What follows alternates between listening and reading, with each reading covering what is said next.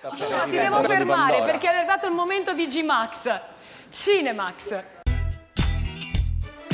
Troppo giusti! Sei apparso come una magia! Bella Andrea, ciao, bella frate, come stai? Grande Tattuccio. Senti, vedo che fai anche parte tu della Goldrake Generation. Riccioli l'ha messo per te questo vestito. Lo sai cos'è la Goldrake Generation? È quella generazione di ultra trentenni che hanno vissuto l'invasione dei primi cartoni animati giapponesi nella televisione italiana e c'è stata una vera e propria festa questa settimana. Campioni di incassi, immagino. Guarda che... Andiamo. Allora, come vedi, martedì sera io mi sono comprato il mio bigliettino e mi sono recato nella multisala, insomma, vicino a casa mia, per la notte dei Super Robot 2, che è stato realizzato unendo degli speciali televisivi anni 70 giapponesi della Toei Animation, quasi tutti già arrivati nei cinema italiani una trentina d'anni fa, anche se accoppiati diversamente e con titoli differenti. Il cinema si è trasformato per una sera nella fortezza delle scienze. La sala era piena di 40-50enni accompagnati dai loro figli. Sì, perché in questa sera i grandi sono ritornati bambini.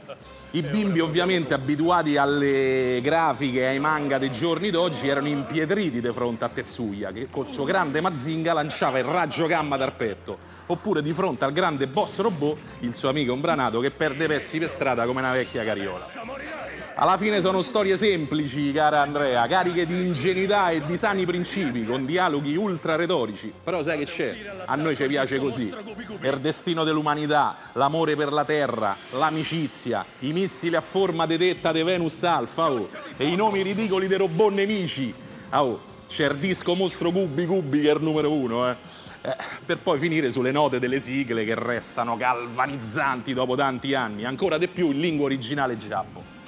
Che dire, anche se il doppiaggio con i doppiatori ufficiali di 30 anni fa se sentono le S fischianti delle dentiere, i nostri Goldrake, Cactarus, Alcor e Tetsuya rimangono sempre mitici e tutti noi, uscendo dal cinema quella sera, abbiamo urlato: va, distruggir male, va, alla barda spaziale!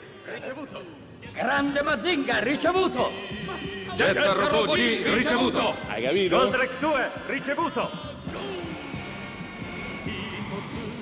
Che bellezza! Scusa, omaggio! E la cosa da dire veramente, cioè il caso veramente vero della settimana, è che la notte dei Super Robot 2, nel giro di 24 ore, ha incassato 219.000 euro.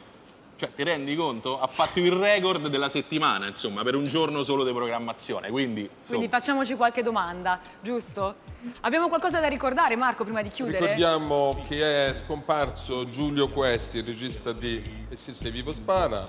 Ricordiamo poi che dopo di noi andrà in onda Lawless di John Hillcoat, un film molto bello film con bellissimo. Tom Hardy.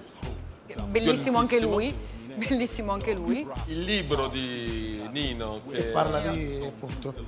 Lo voglio tenere mentre lanciamo la sigla. E ricordiamo anche... Ricordiamo che non c'è Woody Allen qui dentro. Ringraziamo i The Pills, anche se ne manca uno. Grazie mille Luigi. Ma la verità è grazie che mille a Luca. non c'era la sedia. Non c'era la sede, è vero. Grazie a Tatti Sanguinetti, grazie Nino, grazie G. grazie a te Andrea, ci vediamo la prossima settimana. Ci vediamo la prossima settimana. Ricordatevi il nostro hashtag TGusti con le vostre critiche, le vostre recensioni e ci potete trovare su Twitter al profilo Troppo Giusti Rai. Ci vediamo venerdì prossimo e... non fatevi troppi film. Benvenuto nel club. Troppo Giusti!